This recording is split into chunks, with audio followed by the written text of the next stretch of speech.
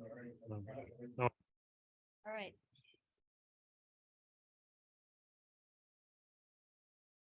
Ready?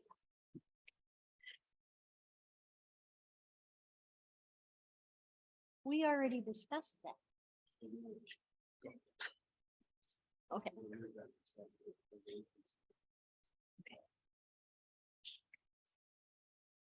You ready? Thank you. Okay.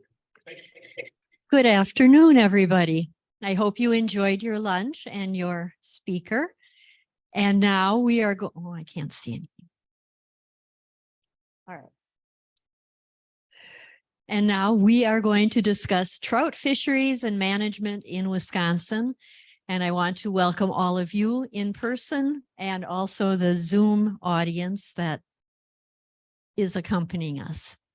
So we have two presenters, and we have Matt Mitro and we have Brad Sims. And Brad is going to talk for 25 minutes. And then Matt will talk for 25 minutes, and then we'll have some time for questions after they've both talked. So Matt is a fisheries research scientist with the DNR. He's based in Madison and works on statewide fisheries issues with a focus on trout in Wisconsin inland streams. And Matt just won the Midwest Fisheries Biologist of the Year, which in fish people, congratulations. Brad is a statewide stream and river systems biologist with the Department of Natural Resources.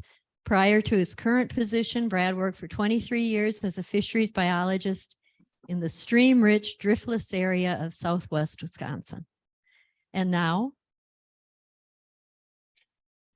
oh, thank you very much. So thanks for having us today. Before we get started, we'll be talking about it's kind of like Trout Management 101 for a statewide program. It's going to be a lot of general information that I'll be going over. So maybe in future conferences, we can dive into the specifics of any particular area of our trout management program with that. But usually I kind of like to get one little point across whenever we're talking. And so for today, we're going to be talking about the inland trout management. And so inland waters consist of, for those that don't know, the inland management consists of the Mississippi River drainages and then also the Great Lakes drainages from the first impassable barrier upstream. That's where our inland trout management program covers, are those particular drainages. But the one thing I wanted to get across was diversity, both diversity with our trout resources that we have, diversity with the management techniques that we utilize, and then also diversity of the people that take care of the trout resources here in Wisconsin. And so, we don't really have one management technique or one stocking program, whether it be habitat, stocking, regulations that we can use across the state, just because our resources are so diverse. And when we're looking at the protection of our resources, while I represent the Fisheries Bureau and the Department of Natural Resources, we've got state agencies, federal agencies, tribal nations, non-government organizations, private citizens. Everybody in the state of Wisconsin at one time or another, for the most part, have been involved with taking care of some of our cold water resources. And it's the result of all our efforts for what Wisconsin has today for a very successful program. And even within the Department of Natural Resources, myself being from the Fisheries Bureau, a lot of times the fisheries biologists and technicians, we're kind of the face of the field, so to speak. But we've got the fish culture program. We've got law enforcement, water reg and zoning, R&R, remediation and redevelopment. We've got our watershed program, water surfaces program, stormwater runoff, stormwater grants program.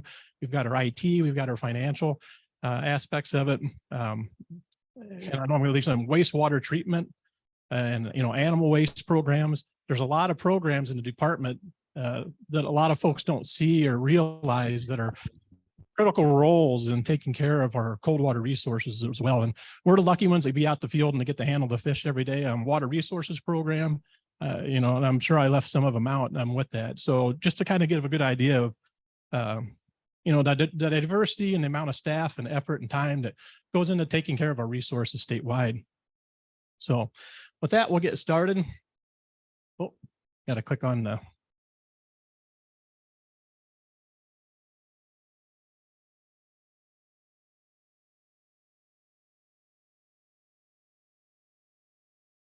Nope, there we go. Now we're good. So today, so a lot of information I'm going to pull today is from our statewide inland trout management plan. So we'll be talking about our Coldwater Resources Management Authority, and then the plan outlines trout management activities in Wisconsin, and then also trout resources and concerns.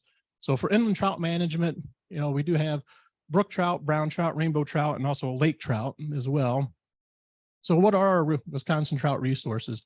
So for streams, we have approximately 2,295 classified trout water streams, totaling around 13,489 miles, approximately 1,000 spring ponds, and then there's approximately 60 inland lakes that are managed as two-story fisheries or trout fisheries. Of the 60 lakes, we do have 2 of them that contain native inland lake trout populations. And we'll mention those if I forget to mention them earlier. Trout Lake and Black Oak Lake, I believe is the name, up in Vilas County. So what's our distributions? This map kind of gives you a good distribution of our trout waters on the resources here in the state. You can break it up into the ecoregions. We have the Driftless Area, Southeastern Till Plain, North Central Hardwood Forest, and Northern Lakes and Forest. The Driftless Area also consists of a little portion of the Western Corn Belt Plains, and then the Southeastern Till Plain consists of the Central Corn Belt Plains as well. And so each of those ecoregions are, diverse in themselves. Distribution of trout water throughout the state, it kind of overlays both with, if you looked at a map in Wisconsin of mapped springs in the state, as well as geological formation as far as glacier moraines, unglaciated areas, et cetera, kind of lines up nicely with those as well. So, but it kind of gives you an idea of where they're located at and within each ecoregion. And the reason I've got the ecoregions up there is because that helps lead to the diversity of our resources that we have. Looking at the Driftless Area, like as most of us know, this is where we have our ridges and deep valleys, higher gradient streams, high groundwater input. It's one of the largest concentrations of trout streams with high density trout populations. Most recently, even with the climate change, been prone to flash floods, and there's still the evidence of historical land use practices, both a little bit of forestry and agricultural. This is typically when folks come from outside the state to come to fish. This is where a lot of them think of Wisconsin, the Driftless Area, and where they visit for trout fishing. The southeastern portion of the state with the Till Plain area, low density, low gradient streams, low to moderate gradient streams. The wetland complex has become more important to this ecoregion for sustainability of the cold water systems. The springs that are found near the glacial margins. This is where we've got the high urban and agricultural development in this part of the state. And you get the high angler use being close to the eastern part of the state with the Milwaukee area. The North Central Hardwoods, this is one of the more diverse ecoregions as far as the trout resources go, with it spanning, pretty much well from east to west across the central part of the state. So you have a lot of transitional areas, low to moderate gradient streams. The central sands, this is, when you think of the North Central Hardwoods region, the central sands is what really stands out for the trout fishery in this ecoregion. They support the high density of trout streams. Spring ponds are going to be abundant in the Northeast. So Lincoln and Langlade counties will be abundant with the spring ponds. High capacity wells are more abundant within this ecoregion, and also streams located in the West tend to see high angler use being close to the Twin Cities. And we have the Northern Lakes and Forest, water-rich area, low to moderate gradient streams, forested streams, recruitment of wood habitat is important with these. Spring ponds are abundant in the southeast portion. They support the only two I mentioned earlier, the only native inland lake trout populations in Trout Lake and Black Lake in Vilas County. And then the evidence of historical logging is still in play. There's, when you talk to the biologists up in the north, a lot of the streams, you can still see the impacts from the historical logging that has taken place. So it kind of gives you an idea of the diversity of resources we have throughout the state. So the management authority for the department or for the state, that's given to the department. It's outlined in Administrative Code 1.01 and 1.04 for habitat protection and improvement. And just to hit a couple of the highlights here, number one, DNR program shall be based on scientific management. Management program shall work with all programs in the DNR, other governmental agencies, federally recognized tribal nations, and the public. And number 6, which has been brought forward through the last couple of days here in the conference. Fish management programs will vigorously uphold public trust doctrine that the citizens have a right to use in common the waters of the state, and these waters shall be maintained free of pollution. Also within the management authority and continuing with the administrative code, the following actions are essential for carrying out an effective fish management program. So the administrative code also outlines effective management practices, which would be land acquisition and development, habitat protection, survey and research, fish culture, population management, rules, which are regulations, and trout stream classifications. So what about funding? So we've got the authority to work, we've got the resources.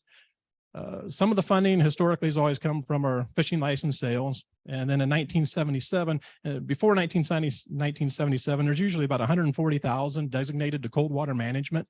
So then in 1977, the inland waters trout stamp was developed, started selling in 1978 for $2.50 each. And this is designated under state statute 29.2285, where the department shall expend the receipts from the sale under this subsection of inland water trout stamps on improving and maintaining trout habitat in inland waters, conducting trout surveys in inland waters, and administering this subsection. So starting in 1978, we've had our trout stamp, which the money for this specifically goes towards cold water management, mainly habitat work. No more than 10% of the revenues from the trout stamp can go towards surveys. So we've got the resources, we've got the authority, we have a fairly steady funding source now. What about guidance? So how are we going to use the resources that we have? Where are we going to end up working? So historically, Wisconsin's never had a statewide trout management plan. So in 2017, a diverse group of stakeholders, along with department staff, came together to form what we now know as Wisconsin Inland Trout Management Plan. It's a 10-year plan starting in 2020 to 2029. It was rolled out in 2019. If you'd like to see a copy, you can go to the department's website and download a copy as well. The plan lists 4 major goals. Number 1, protect, enhance, and restore sustainable cold water aquatic habitats and ecosystems. Protect, develop, enhance, and restore trout populations and trout angling opportunities for diverse preferences and the needs of our participants. Collect, develop, and use the best science to guide trout management decisions. Maintain and expand partnerships and engage diverse anglers, stakeholders, and general public on trout management and angling opportunities. So within each of these goals that it's laid out, when you look at the plan, you're going to see objectives and also 3 different types of strategies. You have a core strategy, which are the highest priorities for that particular objective. You'll see to the extent feasible strategies, which are also high priority, but the resources may not be available to address or complete them. And then there's also additional resources required where there's still an important strategy, but additional staff, partners, or funding may be necessary to complete them. So within the plan, you'll see trout management and at least the different sections of them. Habitat protection and improvement. It addresses surveys, research, which Matt will be talking about research, so I won't be mentioning research today. Fish culture, anglers and angling, and regulations. So looking at fish habitat and protection and improvements, one of the important aspects of our trout management plan is our stream bank easement protection program, where the state goes out and buys easements along these streams. And basically it's purchasing the rights to do management work, but then also public access. Many folks are familiar here in Wisconsin with our stream bank easement program, but a lot of the folks that come from out of state and visit us is something they really like about Wisconsin. You don't see it too many other places. But for those that aren't familiar, in short, it gives us we buy the rights for management of vegetation along the stream bank, being able to manage in-stream habitat, provide the public access as well, or 3 main areas there. And from 1989 to 2020, when you look at that time frame, there was approximately 294 miles of stream bank easement in the state. For our trout waters, that covered about 220 miles. And then for smallmouth bass waters in the southwest portion of the state, there's around 29 miles of easement that we see here in the state of Wisconsin. So that gives us the ability to work within these systems for the public use with that. Part of also the trout management program is looking at trout stream classifications. So Wisconsin Administrative Code, the DNR is directed to identify and classify trout streams according to standards in that section to ensure adequate protection and proper management of this unique resource.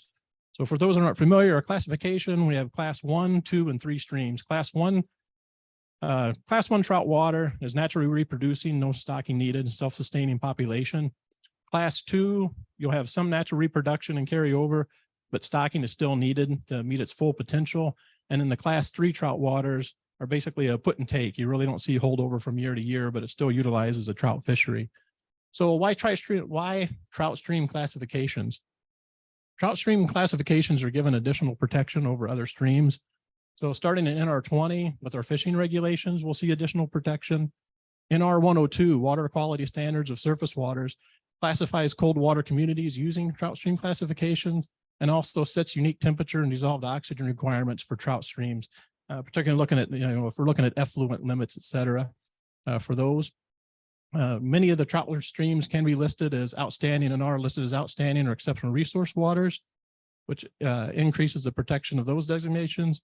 And then also looking at NR 103, water quality standards or wetlands, list trout streams as areas of special natural resource. So there's the kind of the background of the trout stream classifications for that one. So looking into habitat protection improvement. So when you're looking at considering habitat improvement, this is what most of us think of when we hear the word habitat improvement. That's the operation crews out conducting in-stream habitat work. And as I mentioned before, with the diversity throughout the state of the water resources, depending on where you are, you may see different habitat practices in place. Starting with the driftless area, this is where you'll see intensive habitat restoration using heavy equipment. Stream banks are typically highly erosive, typically taller. They're sloped, stabilized, reconnected to the floodplain, slope back to help reduce some of the energy as well. You'll have in-stream habitat and regarding rocks, log weirs, cross logs, boulders, lunkers, and root wads, et cetera, and brush bundles. And then also recently incorporating in the habitat work, not just for fish, you'll see hibernaculum, small backwaters, and some wetland scrapes. Looking at southeastern Till Plain area in southeastern Wisconsin, with the urban and agricultural impacts, you'll see a history of ditching of streams. So this is where we'll see more stream realignments and projects that look at helping provide sinuosity to previously ditched streams in this area. We also see a limited spring pond dredging with that. You'll still see heavy equipment being used here. Streams are like the driftless area. It's easily accessible for heavy equipment in the southeast. The North Central Hardwoods area, again, being diverse, this is where you'll see heavy equipment projects as well as carry-in or hand projects as well. The techniques are going to be variable based on watershed characteristics, brush bundles. You do have the intensive stream habitat with that. This is where we'll see the boom covers, because with the sandy soil in the area, it's easy to jet post in, so they'll use a lot of boom covers in this area. And you also see a lot of fishability brushing with the tag alders with this region too. And then spring pond dredging, that's going to be a popular aspect of it with all the spring ponds that we have through this area. And the northern hardwood. So northern hardwoods, as you can see in the picture on the right, pretty much will no heavy equipment projects. I wouldn't say no, but they're rare in the north compared to what you'll see in the rest of the part of the states just from access. So you'll see more hand projects and carry-in projects with brush bundles and large wood installations. You will see fishability brushing, and along the superior drainage, spawning enhancement projects is what you might see here. So the habitat program, we do have a statewide habitat team now with designated habitat crews within each region. You have a habitat specialist, a technician, and heavy equipment operators with that one as well to help drive the habitat improvement program. Looking at habitat improvement and protection, aquatic connectivity, as Deborah was talking about yesterday, we have federal grant money. We have 5 years to be able to apply for replacing bridges, culverts, removing dams. This is something that's the northern portion of the state with the habitat crews or more active in the north compared to the other parts of the regions, just from a lot of the old logging roads and the culverts and crossings that were installed there. But 2 years of this program are up. The bipartisan infrastructure law, there are 2 years of that program are up. So we've got 3 years left to be able to inventory, identify, and apply for areas of concern, such as the bridge you see here, to where we might be able to remove those. And we'll be actively doing that this December. So each December, a letter of intent is going to be due for that grant program, and we're looking to hopefully submit for those. Surveys. So the plan outlines survey. So our trout management program, we have what we call a baseline monitoring program or strategy. This is where originally it was planned every 12 years, all the streams in the state would be sampled within that 12-year period. So we have two types of streams. You have a trend stream, which is sampled every year, and a rotational stream, which is typically sampled anywhere from 3, 6, or 12 years. And it used to be a randomized sample. Now we're looking at watersheds, looking at going into a Huck 10 or Huck 12 watershed, sample all the streams within that watershed, trout water, that is, within that particular year. Sampling usually occurs June 15th to September 15th. All species are sampled for index of biotic integrity. And looking at, what are the evaluations, some of the evaluations that are done with these surveys, natural recruitment of trout within the entire system, stocking success, looking at the trout stream classification status, is it still a classified trout water? Do we not upgrade it, downgrade it, declassify it? Looking at regulations. So what's the proper regulation for that particular population? Property management. So we're in doing a survey, kind of taking inventory of the habitat and the riparian zone, what needs to be done as far as habitat improvements. And then also gives us a better understanding for enforcement cases if something comes along, whether it's a spill or a discharge, for an idea of what the status is of that particular system. So these two maps kind of give you an idea of the stream rotation surveys that have been completed, fisheries surveys from 2010 to 2022. On the left are trend sites distributed throughout the state, and then on the right are the rotational sites that have been completed. So, and again, these are electrofishing surveys where our primary focus is on the trout population, but again, we do collect all species. Typically, it's 35 times the mean width of the stream as the distance of the stations, and anything 3 meters or under, we'll sample 100-meter stations as far as the size that we're sampling. Also within the surveys, not only we're conducting the fish surveys, but also social surveys. Most recently, there's been a push for creoles throughout the state, and that's to get an idea of the use. Are we using the resources that we're investing in the stocking? Are those being utilized by anglers? What's the angler use, the effort, the catch, the harvest, and then also looking at angler attitudes and preferences. Do they like the regulations? Do they not like the regulations? What type of riparian management do you like to see for your fishing experience? So it gives us a really good idea of our customer base and kind of guide us in the direction of management and which direction we need to go. So you'll be seeing more of those come up hopefully in the future as well. So trout stocking. So this is another program which is kind of behind the scenes, and they need to get a lot more credit than they do. These guys and girls are out working hard pretty much every day. It's almost likened to a dairy farm, or it's a 24/7 situation in the hatchery to taking care of our fish. So for the inland trout management, we have Nevin, Osceola, and St. Croix Falls state hatcheries producing brook, brown, and rainbow trout. We do have a wild stocking program that began in 1995 and has evolved to what it is today. Wild strains are stocked for rehabilitation, put, grow, and take, research, and then we have domestic strains.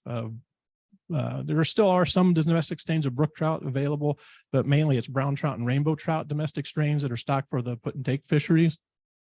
And then the wild brook trout are selected for native genetics, which we've found, and Matt's been working with Stevens Point here and Jared, and along with some other predecessors, but it's been found that you basically have a heritage strain and then also a northeastern strain of brook trout. And so right now what we're managing for is that heritage strain, identifying those populations and using those for the source of not only brood fish, but then also the fish that will be stocked out throughout the state. Currently in 2007, with the VHS being found, both with fish disease and also aquatic invasives, what they do now for the program is they'll go out on site, work with the local fisheries biologists. They'll collect the brood fish, put them in the holding cages that you see here in the middle of the stream. And then the hatchery crews will go out one time to 2 times a week. They'll take the fish out of the cages, collect the eggs right there on site at the stream, fertilize them, and then the eggs will go back to the hatchery where they're raised with that. So the photos that you see here are from brook trout in Lowry. This is collecting brook trout eggs at Lowry Creek in Iowa County is where this one's at.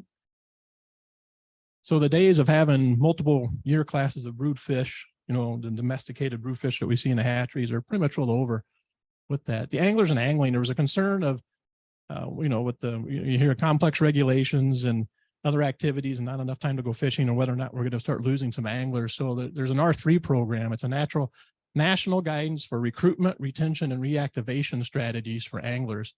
And currently our program, the department is enrolling a learn to fish program and also fishing for dinner programs to help recruit, retain, and reactivate anglers that may be out there. But overall, the trout angler participation has remained steady. When you look at trout stamp sales, they're usually hang around the 140,000 range each year as far as the trout stamps go. During the pandemic, we saw that spike up to 170 to 178,000 for a couple of years. So we'll still have to see what the numbers are going to be here in the near future with that. And as I mentioned before, just as diverse as the resources, the diversity of anglers out there. Anglers that like more of a scenic wild experience, some like, easy access to kind of like a park-like setting where it's easier to walk along the stream and cast and fish. Some like brook trout, some like brown trout, some like the father and the daughter you see here on the right. This was down at Gordon Creek. They go there every year for a vacation. Every fall they go down to Gordon Creek, and it's kind of an annual event for them. And also like the father and son on the left, every opener they go out with each other, catch fish to harvest. So you got anglers that like to harvest fish, some that like to catch and release, and they like the wooded streams. They like going in and fishing live bait in the wooding streams, and like the anglers on the right, like the more open, like the fly rod. And so, yeah, so it's like I mentioned before, there is no one management technique that we can apply across the whole state. It's going to be a variety of management techniques. And it's the same with regulations. So when you look at our regulations, 2016 was the last trout regulation update. 71 counties approved the current regulation structure, and the trout management plan calls for a 10-year review of a regulation. So in 2024 to 2026, we'll be redoing the regulation review. And so that'll be coming out and interviewing anglers and citizens of the state to see what their thoughts are on the regulations. The most common regulation type we have, so about 55% of our classified trout water has a no length limit with a daily bag limit of 5. About 38% has the 8-inch minimum length limit with a daily bag limit of 3. And so you're looking at about 99, and what you see up on the top with the red is 6.41% and 0.8%. Those are the ones we consider special regulations. So you can see there's a very small percentage that have special regulations. And overall, we can harvest trout from 99.2% of our streams, with only 0.8% being catch and release only. In a 2011 survey, approximately 68% of the anglers felt that the regulations were easy to read with that. So expect to be hearing some about the regulation review coming up in the near future from our program. So threats and challenges. So wrapping it up with threats and challenges. The aspects of land use, water quality, and water quantity. The statewide plan lists agriculture, water use, mining, stormwater, urban sprawl, and contaminants. Most recently PFAS, that's been a topic of discussion here at the conference this week. And it's also been a topic of discussion recently in our trout streams. Black Earth Creek and Silver Creek are two classified trout waters where they found elevated levels.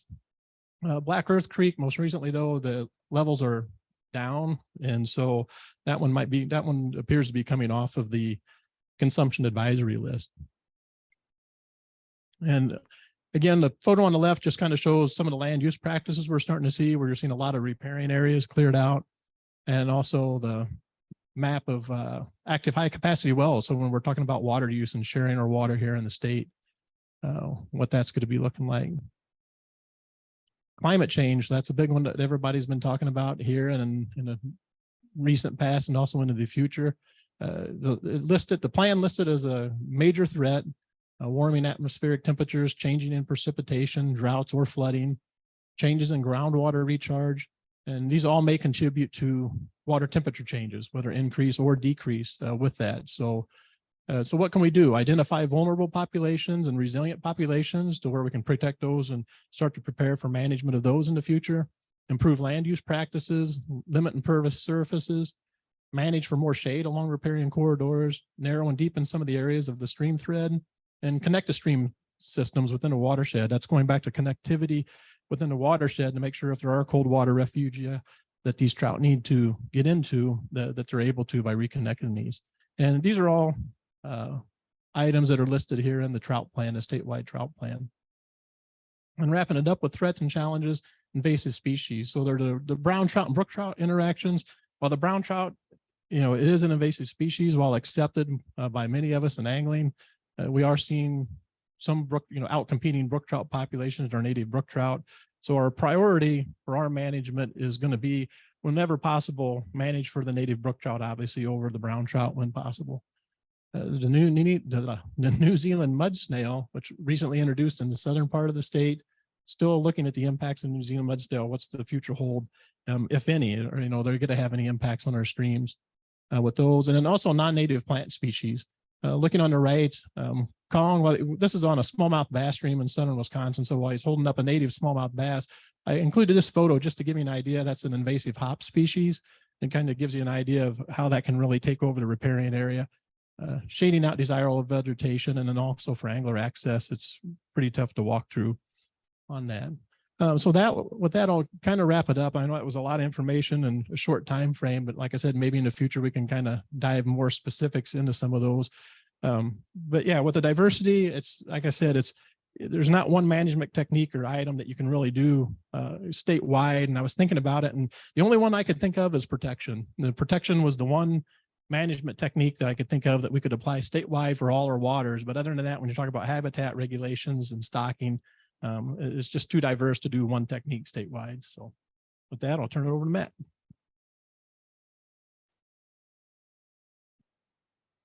Okay. Right. So I work in the DNR's Office of Applied Science. I work in the fisheries research section, doing any and all research pertaining to trout to support trout management in the state. I'm going to talk about 3 different areas of research, briefly about habitat research, and then get into, in a little depth, current study on brook trout stocking, and another one on the influence of beaver and beaver dams on trout streams and trout habitat. The pictures you're looking at are the 2 main species that I focus on: brook trout on the left, brown trout on the right. So for stream habitat research, a lot of this in the state began back in the mid 20th century to late 20th century. At the time, a lot of the research focused on in-stream habitat development or habitat work. Bob Hunt, Ray White, Ed Avery, others kind of were the pioneers in leading this research on habitat work, which has become a core part of trout stream management in the state. By the 1990s, early 2000s, there was kind of a shift in research focus more to the watershed, looking at how we live and work on land in watersheds and how important that is to groundwater recharge, for example, and stream conditions in streams. So John Lyons, Lee Wang, and others in the agency were kind of leaders in that effort. More recently, there's been more interest in riparian shading and reforestation, interest in whether getting more canopy cover on streams could be important for keeping stream temperatures cool, for example. I'm going to talk a little bit later in this talk about beaver control and in the context of research I'm doing on the influence of beaver on trout streams. Just want to share one data slide pertaining to habitat work in streams. This is actually one of the first streams I worked on when I came to the agency a couple decades ago now. This is Elk Creek in Vernon County. And this is a site where they were about to do some in-stream habitat work. We looked at 6 different sites in the stream. Reference sites were sites 3 and 4 up on this figure. Site number 3, there was relatively good conditions in the stream. Site 4 had habitat work done in the past, and trout numbers were quite good in those sections of stream. The other 4 sites 1, 2, 5, and 6, were degraded stream sections that were slated for stream habitat work. So the red bars in this figure are from 2004, just before that new habitat work was done. The trout numbers were quite low in those degraded sections of stream. But after that habitat work was done, numbers quickly increased in those sections, and we were seeing abundant and good quality trout numbers throughout the stream. I will add that one of the reasons why habitat work like this worked so well in the stream is because you did have an abundance of cold groundwater feeding these streams. So the thermal conditions were ideal for trout. This is probably one of the points I was going to make, but the other point I was going to make, there isn't a good spawning habitat in the stream. So there was a self-sustaining population of brown trout in the stream before this new habitat work was done. So because of that, these fish were quickly able to populate the stream after the work was done. One of the things that a lot of our habitat work focuses on is pictured here. Particularly in the driftless area, we still live with a legacy of poor land use, over a century and a half of farming that led to a significant amount of soil erosion. And a lot of this soil deposited in our stream valleys and coulee valleys. And so you'll often see these eroded stream banks, and a lot of our work focuses on addressing this. And we're kind of moving towards, and there's a lot of thought in moving away from kind of hard structures in streams to fix situations like this, and more of kind of improving the natural processes of streams. And one of those is to kind of reconnect streams to their floodplain. And this is an example of that. This is work that was done, or work was done on this stream, Timber Coulee Creek in Vernon County years ago, kind of sloping back these stream banks and opening up the stream to the floodplain. And this stream in the past couple decades that I've been around here has been hit repeatedly with very significant flooding events, where if you're standing knee deep in the stream, overnight this river is running up, 10, 12 feet above your head and then back down again. And it's quite destructive in many sections of the stream. But this is an example where this habitat work worked. It opened up that stream to the floodplain, kind of dissipating that flood energy and protecting the stream from significant erosion from those rain events. So I won't say it works all the time everywhere, but it does work in some places. And this is one of those examples. The last habitat thing I just want to address is another issue that's receiving some attention these days concerning tag alder. Many of our central Wisconsin and northern Wisconsin streams, riparian areas, have been kind of overwhelmed by tag alder. These thickets are kind of encroaching on streams and kind of creating these tunnels over streams. And I think there's still a lot of questions as to what extent is this a positive or a negative to trout in these streams. It could be a positive in the sense that it provides shade cover, maybe keeping temperatures cool. It's going to limit fishing in these streams, and maybe that's offering some protection to the populations that are there. On the flip side, it is limiting sunlight in the streams, maybe limiting primary productivity. Maybe that has an effect on the trout populations there. It can also, these trees are they're shrubs, but they're kind of weak, and they get hit with snow and they bend over streams and they fall down, and maybe that's destabilizing to stream banks or leading to wider and shallower channels. So this is something we'll hopefully be looking into more in the coming years. I'm going to shift now to a current project on brook trout stocking. Brad alluded to this in his talk about our propagation program. And, in recent years, we've made an effort to get away from domestic broodstock derived trout. So we're collecting eggs from wild fish. And I'll use this figure to kind of explain what that is. So if you go to a stream and there's a wild population of trout in the stream, and those wild fish spawn, they produce other wild fish that are, they're spawned in the stream. They're kind of susceptible to natural selection processes. From a DNR propagation perspective, we can go into these streams and get fertilized eggs from these wild fish, take those eggs back to the hatchery, raise them, and then stock them out. And we refer to those as F1 fish, or first filial generation. They're one generation removed from the wild.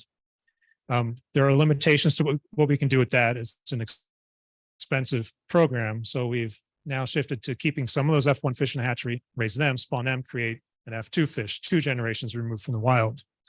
There had been some work on Pacific salmonids showing that as you get each additional step away from the wild, there's a reduction in fitness, or the ability of these fish once stocked to survive and reproduce in streams. So we as an agency were considering F1s and F2s as equivalent, but work out west suggested that maybe we shouldn't. So that was prompting this study. And again, if you keep these fish in a hatchery over many generations, you get to what's referred to as domestic brook trout. They can be many decades removed from the wild, and we are getting away from using those as an agency. So we did 2 studies. This one was back in 2011 to 2015 on Tenny Spring Creek in Vernon County. We stocked both F1 and F2 brook trout, looking at post-stocking survival. And what we found pretty much matched up with what they found out west, was that the F1s were surviving about 2 to 3 times greater than the F2 trout, but only in the first year post-stocking. For any of these F1 or F2 brook trout that survived through their first year post-stocking, thereafter there was no significant difference in survival. So that was important. And then in each successive stocking, there was a decrease in survival of those F1 and F2 fish their first year post-stocking as we built up the population in the stream. But kind of the output of this is that we probably should consider F1s and F2s differently, maybe prioritize the F1s for restoring populations where we want to reestablish self-sustaining populations, whereas the F2s might be more beneficial in put, grow, and take streams. Again, with the caveat that you might want to adjust your expectations for survival for these fish that are being stocked. And so your quotas for putting in F2s might need to be higher to get the same outcome that you would get from F1s. In this study, we did eventually find natural reproduction following the establishment of these brook trout. But the study was not set up to look at which of the F1s or F2s were contributing to reproduction. So that kind of led to our next follow-up study. But before I get into that, there was one important change in the program and how we created F2s. So in the first study, those F2s came from F1s, which came from wild populations. So that was a single source, came from one stream, create F1s, create F2s from those. We've since moved to a kind of a rotation where each year we're not going to the same stream to get wild fertilized eggs. We're rotating to different streams. So in one year, you get fish from one stream, create F1 fish. Next year, you go to another stream, get F1 fish. They're different. But then to create F2s, we're crossing those F1s from two populations. So these F2 fish now are multi-source rather than single source. And that plays into what we saw in this next follow-up study in 2018 to 2022 in Trout Creek, another driftless area stream. And at first we saw that same F1s did a little better than the F2s. Both did much better in domestic brook trout. That was one addition to this study, putting in domestic brook trout. But the next couple stockings, we didn't see any significant difference between the F1s and F2s. So this was quite different than what we had seen before. And again, one of those important reasons why we sometimes repeat these studies. And then once again, anything that survived their first year post-stocking, no significant difference thereafter, whether it was F1, F2, or domestic. What we think is happening is that it was this difference in how we create these F2s. And I suspect that it has something to do with the genetic diversity of those F2s. So if you get a single source of creating F1s and F2s, you're losing genetic diversity as you go from generation to generation. But by mixing F1s from two different streams to create F2s, we're likely improving genetic diversity, and that might be leading to what we're seeing here. So I think it's going to require a little more thought as to how we're treating F1s versus F2s. There is a genetics component to this study. We have a grad student at UW Stevens Point currently working on that to look at which of these stocked fish are contributing reproductively to these new wild fish being created in the stream. So that will be forthcoming.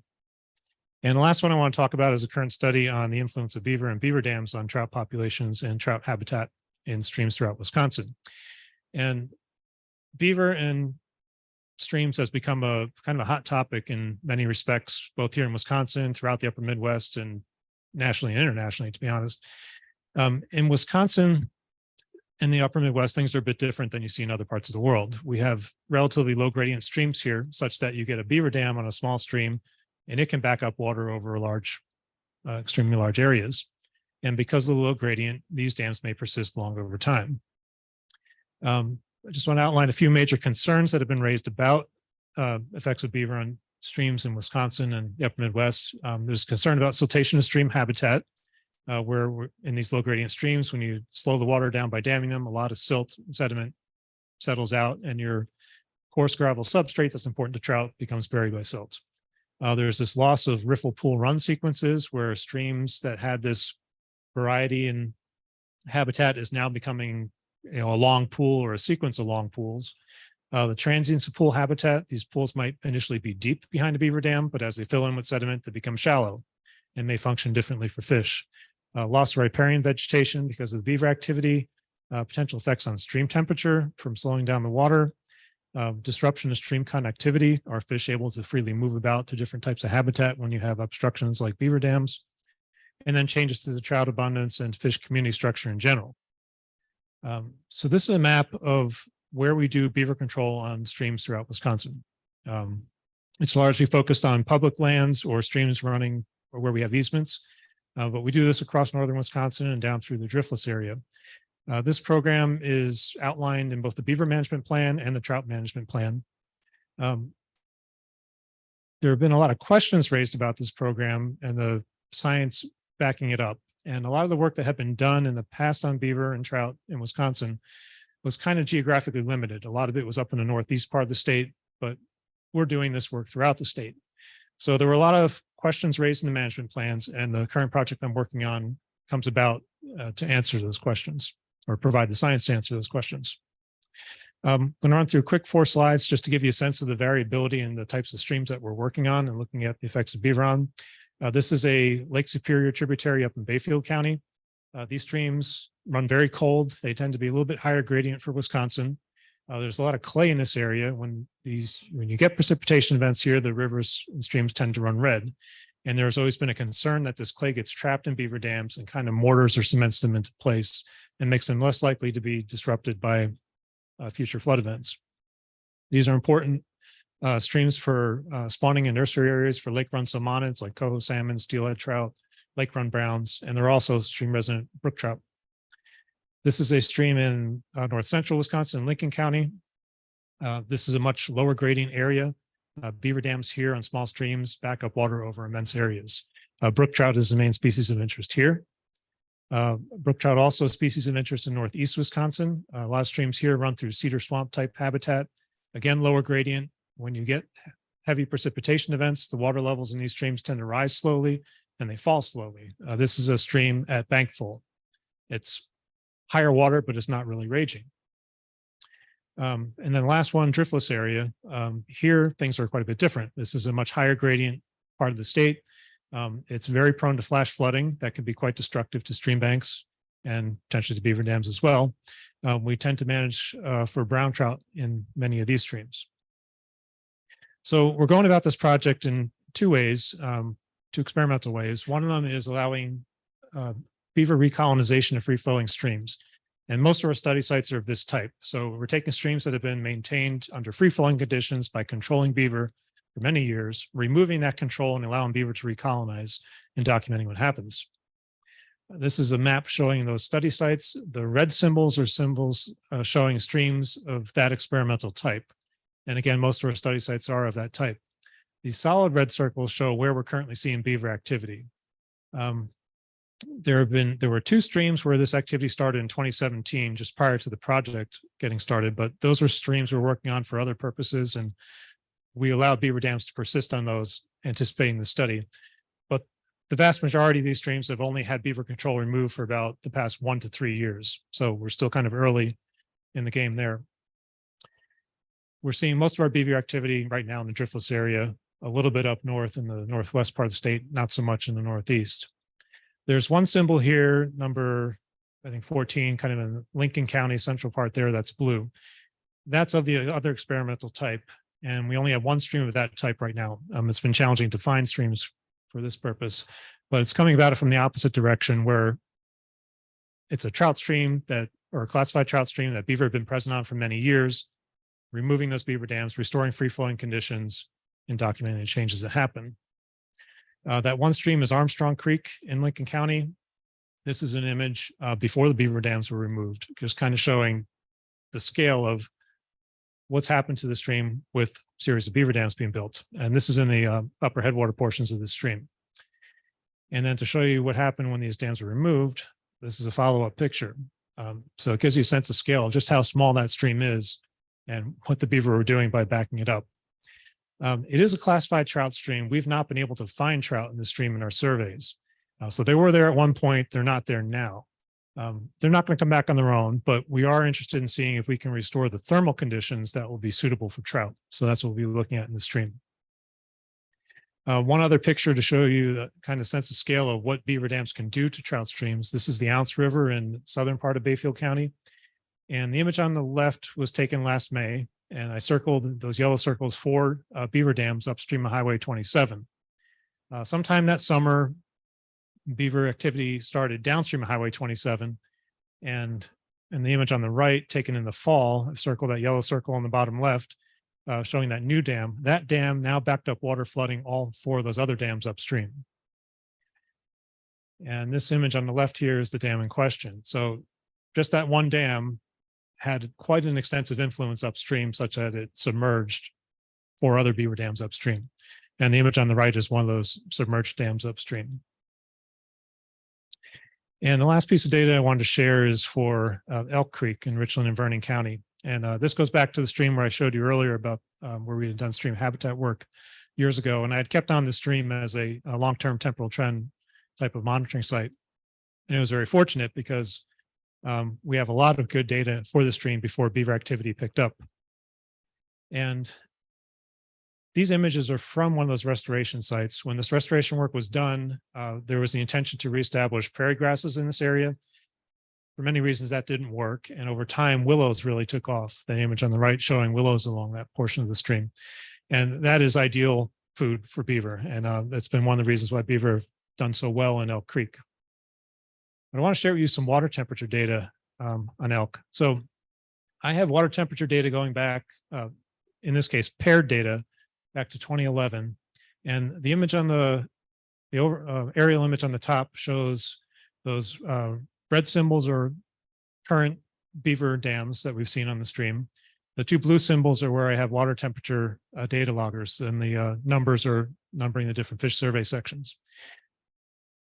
Yep, upstream is on the right. So it flows from site 2, where the upstream water temperature data logger is, to the left downstream to site 4. And so the image below, the graph below shows water temperature at those two sites. And I've summarized it here as July mean stream temperature. So our data loggers are out there all year round. They measure water temperature every hour and summarize these as a July mean temperature. Prior to beaver activity beginning in 2017, temperatures varied from year to year, but the difference between the two sites was consistent. It was about 2 degrees Celsius on average. After beaver dams started being built in 2017, we started to see those data points converge. By 2020, there was no difference. The yellow symbol is overlaying the green symbol. And then since then started to diverge, where we're now getting warmer temperatures downstream, whereas they had been cooler downstream. And streams do typically cool in this area because of spring water input. So I'll just finish up with some preliminary observations. Again, this is an ongoing study, but we've been seeing major changes in physical stream habitat. There's the issue of transience versus permanence of beaver dams. We've been seeing some dams in the Driftless area being washed out by flooding. There's been a disruption to trout population dynamics and to fish community dynamics. We're seeing more tolerant fish species like white sucker showing up and becoming a significant part of the biomass in streams where beaver are active. Beaver dams can lead to more and larger trout in the short term. We'll wait and see what that looks like in the long term. Seeing some positive response by brook trout where they coexist with brown trout. Evidence I just showed you from Elk Creek as an example for warming water temperature. And I think we do need to ask some important questions about beaver control on more of our marginal fish streams. Are we getting a good benefit for the effort that we put into it? So with that, I think I'm out of time, and Brad and I will be happy to answer any questions. Maybe we have time. Let's give Matt and Brad a round. If you guys are amenable, I see you provided your contact information. We'll make sure we get that front and center with your archived material, and you can follow up with questions. Sure. Appreciate it. Thank you again for being here. We'll get you on again here at 2:45. Thank you very much. Thank you to our